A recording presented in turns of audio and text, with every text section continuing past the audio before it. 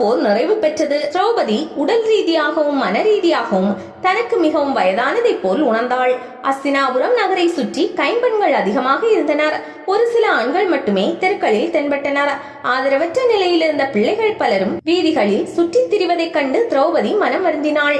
ஒரு போர்க்களம் மக்கள் வாழ்வை புரட்டி போட்டு விட்டதை அவள் உணர்ந்தாள். அஸ்தினாபுரத்தின் அரண்மனையில் நின்று ஓரிடத்தை வரைத்து பார்த்து கொண்டிருந்தார். அப்போது அவள் நின்று அறைக்குள் நுழைந்தார் கிருஷ்ணர். அவரை கண்டதும் ஓடோடி வந்து அவர் பாதம் பணிந்து வணங்கினாள். கிருஷ்ணர் அவளின் தலையை தொட்டு ஆசீர்வதித்தார். திரௌபதியோ அழத் தொடங்கினாள். திரௌபதி ஆசுவாசப்படுத்திக் கொள்ள நேரம் கொடுத்த கிருஷ்ணர் அங்கிருந்து விலகி ஓரிடத்தில் அமர்ந்தார். பின்னர் அவளிடம் கேட்டார், திரௌபதி, என்ன நடந்துவிட்டது? ஒன்றும் நடக்கவில்லையே கிருஷ்ணா என்று விரக்தியாக பதிலளித்தாள் திரௌபதி. கிருஷ்ணரோ, விதி கொடூரமானது பாஞ்சாலி. நாம் நினைப்பது போல் வேலை செய்யாது. அது அதன் போக்கில் அதனுடைய செயல்களை செய்கிறது, முடிவுகளையும் மாற்றுகிறது. நீ பழிவாங்க நினைத்தாய், அதில் வெற்றியும் பெற்றுவிட்டாய். உன் பழிவாங்கல் முடிந்தது. துரியோதனனும் துச்சாதனனும் மட்டுமல்ல, கௌரவர்கள் அனைவரும் அடைந்து விட்டனர். நீ மகிழ்ச்சியாக இருக்க வேண்டும் என்றார். சகோதரா, என் காயங்களை ஆற்ற வந்தீர்களா அல்லது அதை இன்னும் கிளறி புண்படுத்த வந்தீர்களா என்று கோபமாக கேட்டாள் திரௌபதி.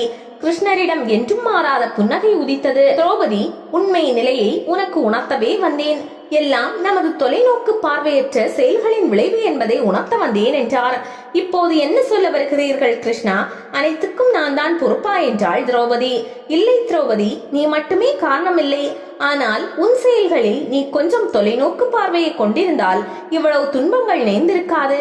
நான் என்ன செய்திருக்க முடியும் கிருஷ்ணா?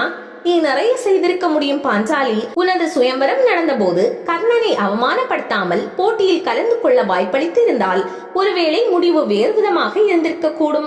குந்தி உன்னை 5 பேருக்கு மனைவியாகும்படி கட்டளையிட்டதை ஏற்றுக்கொள்ளாமல் இருந்தாலும் முடிவு வேறு விதமாக இருந்திருக்கும். உன் அரண்மனையில் துரியோதனனை பார்வையற்றவரின் மகன்கள் குருடர்கள் என்று அவமதித்தாய். அவ்வாறு நீ சொல்லாமல் இருந்திருந்தால் துரியோதன சபையில் உனக்கு நேர்ந்த அவமானத்தை தவிர்த்திருக்கலாம். நம் வார்த்தைகள் கூட பின்னால் நடக்கும் சில விளைவுகளுக்கு பொறுப்புதான் திரௌபதி.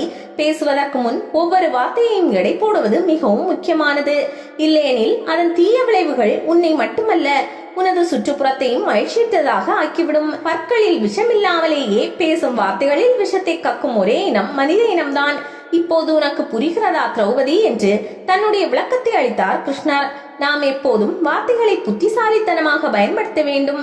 யாருடைய மனதையும் நம் வார்த்தைகள் புண்படுத்தி விடக்கூடாது என்று திரௌபதி உணர்ந்து கொண்டாள்.